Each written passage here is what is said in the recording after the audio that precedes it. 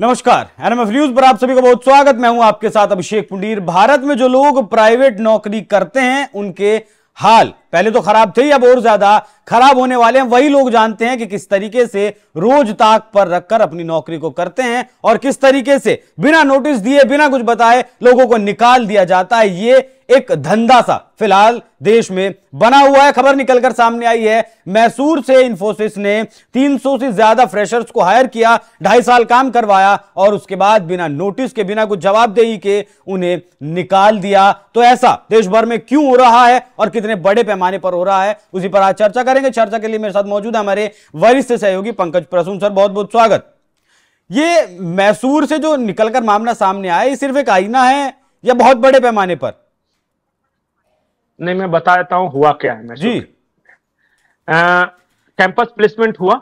हाँ, इंफोसिस आई, उसने 300 फ्रेशर्स को सिलेक्ट किया ठीक जो है। छात्र थे, और 300 छात्रों को सिलेक्ट करने के बाद बोला कि ठीक है, आपकी नौकरी इंफोसिस में है। सबने घर में जाके लड्डू बांट लिए आस पड़ोस में। 40 महीने तक उनको इंतजार करने के लिए कहा गया कि बस ले लेंगे, रुकिए, थोड़ा ठहरिए, आ जाएगा, अपॉइंटमेंट लेटर हो जाएगा। 40 महीने बाद उनको नौकरी दी और 2-3 महीने नौकरी करवाने के बाद बिना किसी कारण के निकाल दिया कि अब कॉस्ट कटिंग हो गया। ये हुआ है 300 छात्रों के साथ। कोई रीजन नहीं। इंडस्ट्री ग्रो नहीं कर रही है, दुनिया की हालत बहुत खराब है, यही सब कहते।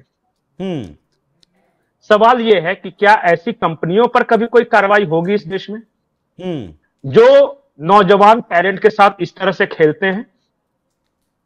कैंपस प्लेसमेंट करना ही नहीं था, तुम्हारी कंपनी की हालत खराब थी तो 300 बच्चों का 3 साल 2.5 साल बर्बाद कर दिया। इंतजार करते रहे कि नौकरी मिली है, सैलरी मिलेगी, और 2-3 महीने नौकरी करके फिर भगा दिए। किसी का कोई बयान भी सामने आया है? बच्चे कहां जाएंगे? बयान देखिए, कंपनियां इस तरह पर कुछ बोलती हैं नहीं, जो निकाले गए हैं लोग। और नहीं, मैं ढूंढने की कोशिश करूंगा, अगर मिल गया तो ठीक है, लेकिन खबर सच्ची है। अब बताइए आप कि आप पहले तो जिंदगी भर मेहनत करते हैं इंजीनियर बनने के लिए, इंजीनियरिंग में आपका सिलेक्शन हुआ, फिर वहां कोर्स कंप्लीट करते हैं 4 साल, माँ बाप पैसे खर्च कर रहे हैं, फिर आप इंटरव्यूज देते हैं और उसके बाद आपका अपॉइंटमेंट होता है, आपको लगता है चलो अब जिंदगी में सब कुछ अच्छा होगा। फिर इस तरह की कंपनियां आती हैं आपके जीवन में और फिर वो कहती हैं कि चलो तुम्हें नौकरी दे दी, किसी को 50,000, 60,000, 70,000, 80,000 पे। आपको लगता है चलो यहां से मेरा करियर एक रफ्तार पकड़ेगा। वो इंतजार करवाते हैं और फिर 2 साल बाद नौकरी देते हैं और फिर 3 महीने बाद निकाल देते हैं। अच्छा, ये जो एमएनसी, जो मल्टीनेशनल कंपनियां हैं, उन्हीं का खेल है या इस देश की जो कंपनियां हैं वो भी करती हैं ऐसा? नहीं, मल्टीनेशनल क्या है, ये जो प्राइवेट सेक्टर का खेल है, पूरा प्राइवेट सेक्टर। ये बहुत सारी, अभी मैं एक रिपोर्ट देख रहा था, पिछले साल 2024 की रिपोर्ट है, बिजनेस स्टैंडर्ड की रिपोर्ट है। वो कहती है कि 600 कंपनियों ने शायद 15 या 16 हजार लोगों को निकाला है नौकरी से। किसी को नहीं पता क्यों। बताइए, जो आदमी नौकरी कर रहा है उसको अचानक बिना कारण के आप निकाल देते हो, रोड पे आ जाता है, वो क्या करेगा? किसी की ईएमआई कटनी है, किसी ने ईएमआई पे फ्लैट ले रखा है, गाड़ियां ले रखी है, क्योंकि मेंटेन भी तो करना है ना उस नौकरी के अनुसार प्रोफाइल। तो सरकार की तरफ से कुछ एक्शन लिया गया?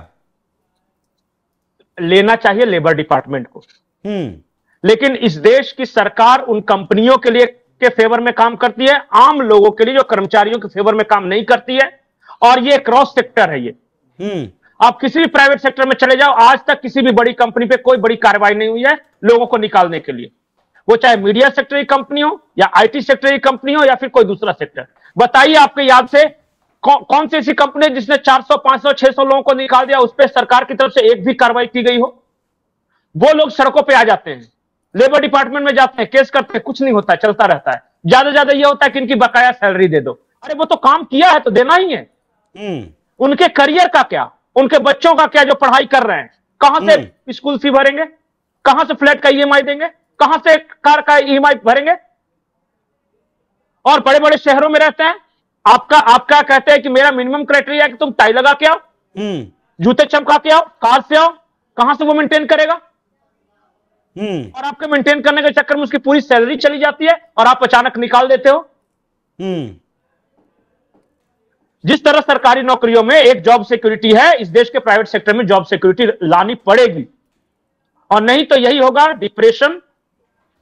कभी भी किसी को नौकरी, हायर एंड फायर सिस्टम यह है, मीडिया में नहीं है क्या? मीडिया में एक ग्रुप हुआ करता था, बाद में उसके जो जिन्होंने निकाला था 450 लोगों को, वो आम आदमी पार्टी के नेता बन गए, आजकल ये वरिष्ठ पत्रकार बन के ज्ञान बांटते चलते, उन्होंने 450 लोगों को निकाल दिया था बिना किसी कारण के। और कहते क्या है कि आपके अपॉइंटमेंट लेटर में लिखा हुआ था कि कंपनी जब चाहेगी आपको निकाल देगी। क्यों भाई? बाप का राज है उनकी जिंदगी नहीं है, वो इंसान नहीं है। दरअसल इस देश में मजदूरों को टाई और शेविंग करवा के बैठा दिया गया शीशे के इनमें, और कहा गया कि अब तुम मजदूर नहीं हो, इसलिए यूनियन नहीं बना सकते, हड़ताल नहीं कर सकते, अपनी मांगे नहीं रख सकते। हालत उससे ज्यादा बुरी है। प्राइवेट सेक्टर के में काम करने वाले लोगों के पास चले जाइए और जिस कंपनी में कॉस्ट कटिंग चल रही है उसके कर्मचारियों से बात कीजिए, वो हर दिन मरता है। और न सिर्फ वो मरता है, उसका परिवार मरता है। उसकी पत्नी जब भी वो ऑफिस से आता है तो डर के साए में जीती है कि कहीं इसे निकाल तो नहीं दिया गया। बच्चे इस बात से डरते हैं कि अगले महीने की स्कूल फी कैसे भरी जाएगी। सरकार की कोई जिम्मेदारी नहीं है ऐसे लोगों के लिए। और ये लाखों में लोग हैं, करोड़ों में हैं जो प्राइवेट सेक्टर में काम कर रहे हैं। बेंगलोर में, हैदराबाद, पुणे में, इस देश में यही कंपनी पॉलिसी है प्राइवेट सेक्टर में कि जो कभी किसी को ये ले सकता है और जब दिल करे तब निकाल सकता है बिना कोई कारण बताए हुए। ये इन्फोसिस का जो चेयरमैन है नारायण मूर्ति बहुत बड़ा ज्ञान दे रहा था कि सप्ताह में 7 दिन और 24 घंटे काम करना चाहिए, और खुद अपने दामाद के साथ बैठकर क्रिकेट मैच का आनंद ले रहा था। यह है इस देश की सच्चाई। सारा ज्ञान सिर्फ गरीबों के लिए, जो मिडिल क्लास है उसके लिए है, और खुद अय्याशी में जी रहे हैं। करोड़ों अरबों रुपए के मालिक बन बैठे हैं और दूसरे को बोलते हैं 10% सैलरी बढ़ानी पड़ती है, कहीं 5% बढ़ानी पड़ती है तो कहते हैं कंपनी घाटे में चली है, कॉस्ट कटिंग कर दो। किसी को कहते हैं कि तुम बहुत दिन से काम करो, तुम्हारी सैलरी ज्यादा हो गई, अब तुम निकाल दो, तुम्हारी जगह पे सस्ते में प्रेशर भर लेंगे, और फिर भी कहते हैं मेरी कंपनी घाटे में जा रही है। और इस देश में हर किसी को पता है कि टैक्स बचाने के लिए कंपनी को घाटे में कैसे बताया जाता है ताकि कम टैक्स भरना पड़े। अरे अगर तुम्हारी कंपनी घाटे में जा रही है तो तुम मर्सिडीज पे मर्सिडीज हर महीने कैसे खरीद रहे हो खुद के घूमने के लिए? तुम्हारे परिवार के चारों सदस्य लग्जरी गाड़ी में, लग्जरी होटल में कैसे जा रहे हैं? और तुमने जो तुम्हारे यहां काम कर उनको नौकरी से निकाल दिया। ये बताइए इन 300 फ्रेशर्स की क्या गलती है? कैंपस का प्लेसमेंट कराया, सोचिए, और 700।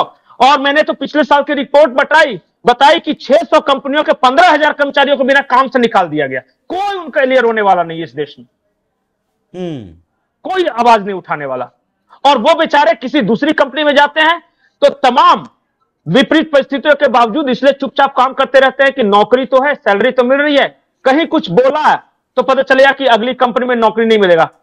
एचआर धमकी देते हैं कि ब्लैक लिस्ट कर देंगे, इस सेक्टर की किसी कंपनी में तुम्हें नौकरी नहीं देगा। इससे बड़ा शोषण क्या है बताइए? और कौन सा मीडिया ग्रुप को, किस पत्रकार को आपने इसके लिए आवाज उठाते सुना है? अरे खुद पत्रकार साथी 400-500 को धक्के मार कर निकाल देता है मालिक, कुछ नहीं कर पाते और सारी दुनिया की समस्याएं बताते रहते हैं। खुद की होली बेरंग है और पूरे दिखाते रहते हैं कि धूमधाम से बनी होली। बिल्कुल, ये हुआ है बिल्कुल। और मैंने देखा है होली के पहले लोगों को निकाला गया है, उनकी होली बेरंग है, बच्चे उदास है, और फिर भी इस उम्मीद में कि 2-3 महीने बाद ही सही पर पैसे आ जाएंगे, जश्न से मना रहे हैं होली और बहुत सारे लोग खुश हैं और ये कर रहे हैं। ये है जिंदगी, और ये मेंटोस जिंदगी नहीं है, ये नरक वाली जिंदगी है जो इस देश का मध्यम वर्ग जी रहा है। और उन शहरी मध्यम वर्ग के लिए किसी न किसी सरकार को यह सोचना होगा, किसी न किसी नेता को आवाज उठानी होगी। बिल्कुल। आज इन्फोसिस ने किया है, कल 4 कंपनियां और करेंगी।